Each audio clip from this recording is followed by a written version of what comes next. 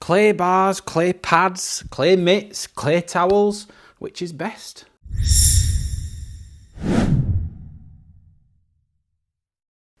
Claying. It's the one thing we all don't do, but we really should. Why? Because your paint's filthy. And I'm not talking about the dirt you can see. I'm talking about that dirt you can't see. The invisible stuff. The stuff you don't even know is there. Now, if you've washed and dried your car and run your hand across the paintwork and felt how rough it is, or get yourself a little bag and you can easily feel the contamination. All those little bumps are contaminated deposits. I'm talking chemical fallout, brake dust, tree sap, tiny little particles that have etched their way into the lacquer and they need to be removed. Now, let's presume you've done your decon wash first. Don't go straight in with abrasives. If you're unsure how to do a decon wash, check out the other video, how to do a decon wash. So now, this has had the full decon done. We now know we're going to have to use something abrasive. Now, traditionally, we'd use one of these, the old clay bar, but more and more brands are ditching those in favour of these synthetic claying tools, and there's a few good reasons for that. The old clay bar, although it's still got its place and it did the job, it was fiddly. I mean, if you drop that on the floor, that's 10 quid straight down the drain. Your first big upgrade is the claying mitt. Dead easy to use. Look at the surface area compared to a clay bar. Who's got time anymore for using that little bit of slippery putty and going all the way around your car? It's just the wrong tool for the job nowadays when you've got something like this. I mean, you can slip that on, pop it in your bucket after you've done a wash and actually go around during the wash process, claying done. But at the business end of these new synthetic clay tools are clay towels.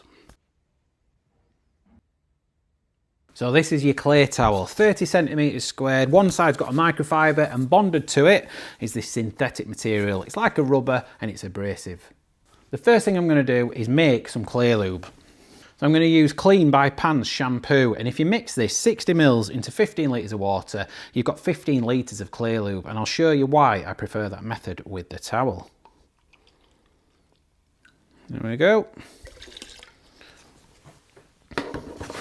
Right, now we're going to dunk the whole towel in, mix it up and make sure this is fully saturated. Give it a little mix. And then I'm going to fold it twice until I've got this little square. Go for one more dip.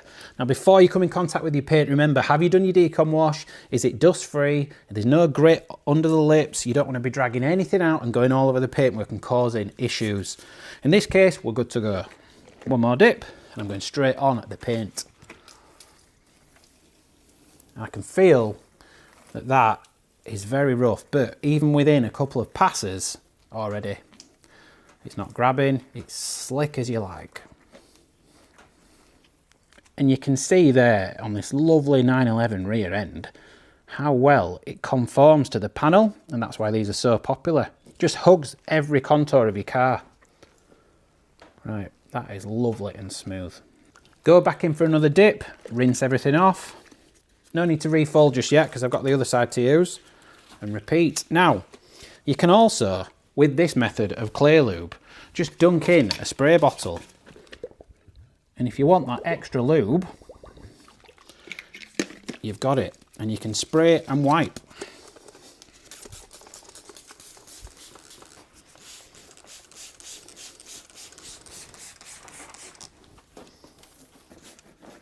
Now we've reached this area of PPF, but luckily this works on PPF too.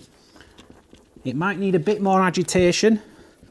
It picks up a lot more tar and contamination, and generally your PPF is down the bottom of the doors on these things, so it's picking up more grime.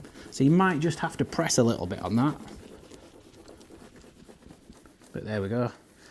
Much smoother.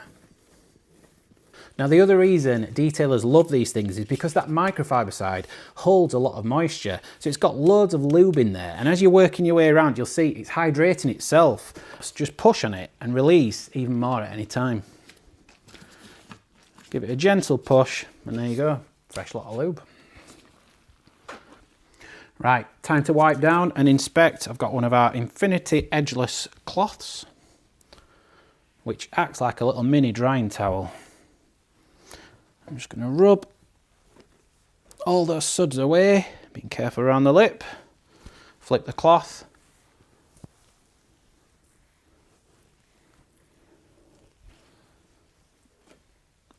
I'll just leave that to dry and go back and inspect it.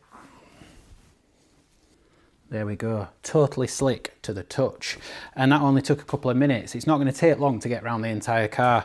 Now, the beauty about claying is if I'm going to machine polish this, I now know I'm going to get a really clean cut, because if I'd just gone straight on with the machine polisher, I'm going to clog up the face of that pad with all that contamination, and the pad's not going to be able to do its job properly. So it's essential you do claying before you do machine polishing.